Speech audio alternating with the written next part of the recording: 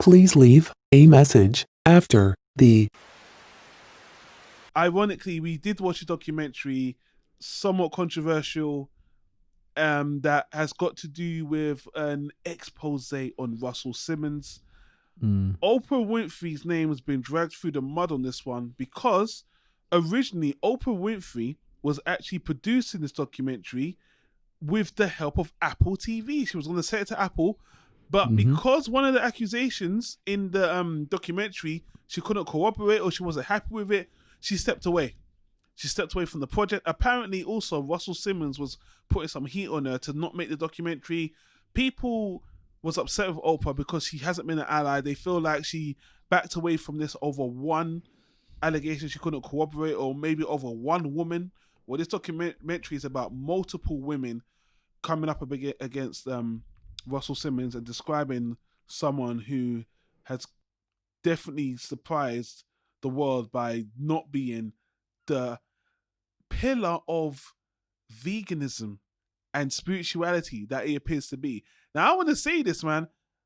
I was a fan of Russell Simmons, not because of Def Jam Records, because Russell Simmons was probably one of the most influential record label creators of all time, especially in the black community, because Def Jam Records had arguably the most notable black entertainers of all time in terms of number. I know that can be debatable now, but in terms of number, I can't even go through the laundry list. Everyone was on Def Jam at one point, you know what I mean? And he sold it. Then he became a vegan, and he became this pillar of meditation. And I read two of his books, actually. The I think it's called Happy Vegan and The Path to Stillness, whatever. And I thought, wow, this hip-hop guy evolved into this level. I actually respected him. This documentary, I find it a little bit different than the Finding Neverland and the... Well, actually, it is quite similar to Surviving R. Kelly in the fact that out of the gate, I could tell you, I believe them. I believe these women. I think this is done very well. And the thing I like the most about this documentary is I don't even feel like it's actually a takedown of Russell Simmons. The main focus of the documentary is a woman called Drew Dixon. She was an executive at Def Jam. And I like that this documentary is about her career as someone in love with hip hop and really how just she feels her life was derailed by Russell Simmons.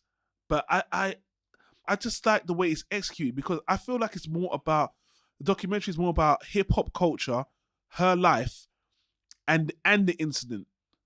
And I think they do it in a very, I don't want to say unbiased way, but something about it feels a lot more earnest and truthful than some of the other ones. Even the Surviving R. Kelly one, to me, felt like a very sad but focused takedown of him.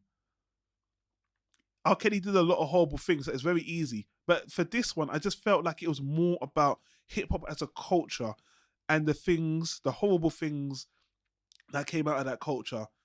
Def Jam Records, L.A. Reid, and Russell Simmons. So, Jolene, what did you think anyway? Well, I thought it was just like, it was such a compelling watch. I mean, because, like you as well, I mean, I held him in such high esteem as well, not only just as one of the godfathers and founders of the original movement of hip hop, but just as a forward thinking, guy, yeah, beyond that.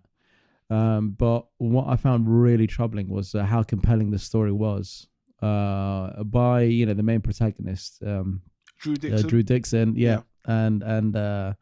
And also the others. Now, I mean, I actually coming back to one of your points about, Oprah Winfrey, kind of, taking a step back from it. I did watch follow-up videos behind, her point about it. And her point was just merely of that she kind of lost creative control, or, in the sense of she wanted, knowingly, she knew there was other women who said I also experienced this, but they weren't, basically for some weird creative reasoning process. I don't know, I mean, that's for them to answer to, but sure, they didn't include that they weren't willing to include other women in there, but they eventually did, and she was happy about that.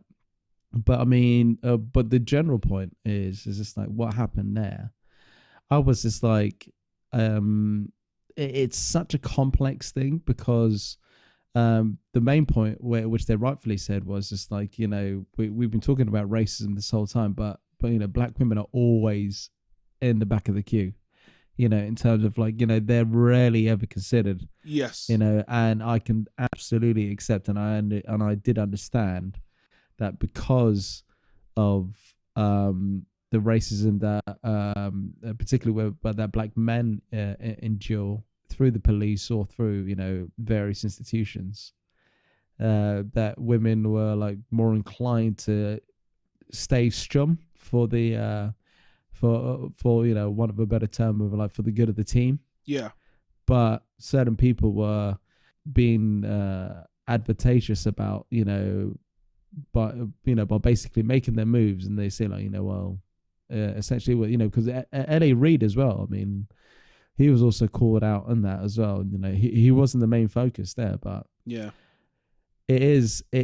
I would implore a lot of people to watch it because what was actually what I was saddened about was when I was going on through the whole YouTube universe, is that a lot of the black community weren't, or hip hop community weren't calling him out on it, like the way they did with, Harvey Weinstein and whatnot. Yeah. It's so sad, like, what happened to this woman. But I think it's to do with the opposite side though, because I think a lot of black people feel like there's a strong like vigor to take down people like R. Kelly and who's the guy, the old guy that's been he's in prison now. Harvey Weinstein or Cosby? No, but Cosby, that's the one. He was another one that was, and I'm not like defending these people, but I think people see like there seems to be such an effort to take down black, yeah, you're right. which is the whole Oprah thing as well. Dogg, So which is I'm not gonna pretend like I can't, because I don't know too much about this guy. I'm a bit younger than you guys and whatnot, so and I always have a bit of I'll tell you this about Russell Simmons. He was never a guy who was at the forefront. He always liked to lean back and just like he was he was the definition of the Godfather, because you'd always see him, but he was in the back. But he was definitely a pioneer. Yeah, he owns everything. Yeah. I mean, like Def Jam comedy, Def Jam poetry, I was just about to mention Slam Poetry Jam. Yeah. I was just about to mention about Def Jam comedy, like the on Netflix there's like a 25th anniversary special on there, and from the beginning of that right to the end, everyone is like singing this guy's name praises to the high heavens. Like every single comedian wanted to say thank you, Russell, thank you, the other guy, like you guys did this, did like they kept on thanking him. So I guess maybe I've got some kind of a blocker there that's saying, nah, this guy can't be involved in anything. So I'm gonna ask you guys now, just in summary, I will get round to it, but in summary, the main focus of the documentary, the woman, like what is the deal and what is she accusing him of? Drew Dixon was she's accusing him of rape. She's accusing him of rape because he assaulted her. And not only that, by the way, he came onto her multiple times, which he even, in the documentary, confesses to, what did he say? Harassing her and kissing her, in a bad... But I felt like he admitted to everything up to the point that wouldn't destroy his career. Because as soon as I heard he admitted to harassment, I'm like, dude, harassment, if you look at what harassment can be, it's right there just under actual assault.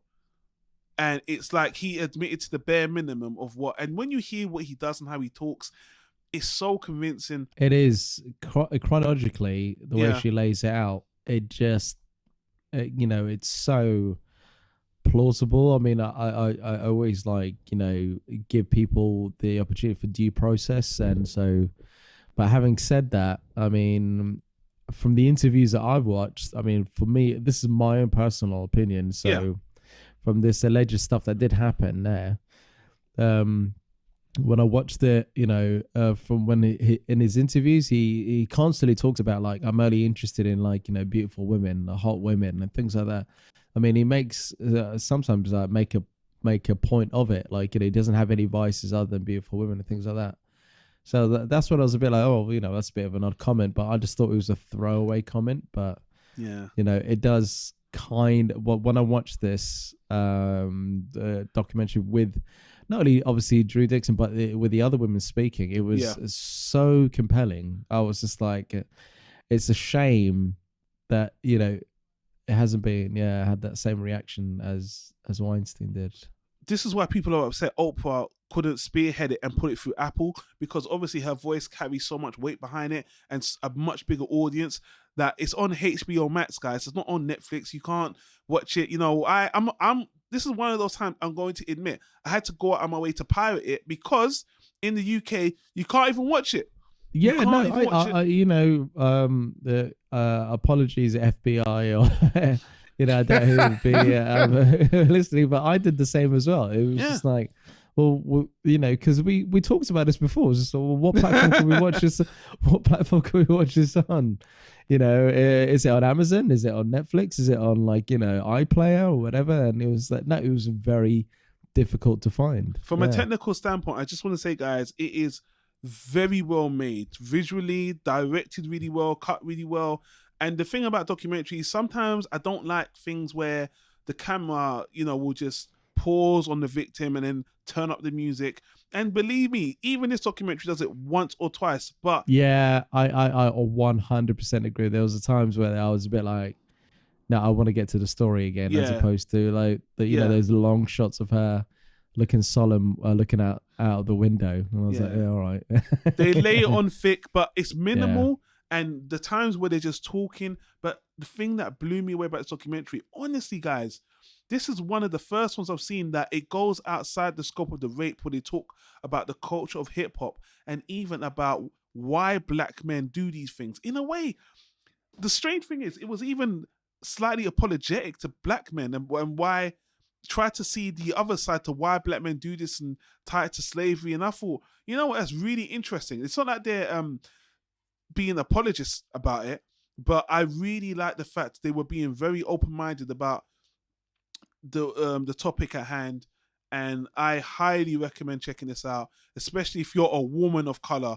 Highly 100%. Recommend it. I agree with one other point about the when often it's been talked about in one or 2 points in my lifetime, but in terms of the misogyny that kind of seeps into hip hop, from the mid 90s onwards, like there were fun tracks to be said and whatnot. And I was just like, well, this is a bit harsh, I mean, like, you can't shut down any form of, sexual expression. Having said that, I mean, it just became such a monetizing factor where you had to become that hip hop girl where, this is akin to what you'd see in Instagram models, where they just want, it was such a kind of a toxic relationship and a toxic output. And these incredible women who portrayed it as, it's like, we are not just that, it's a great watch, and I recommend everyone to watch it. Please leave another message at voiceofmail.com.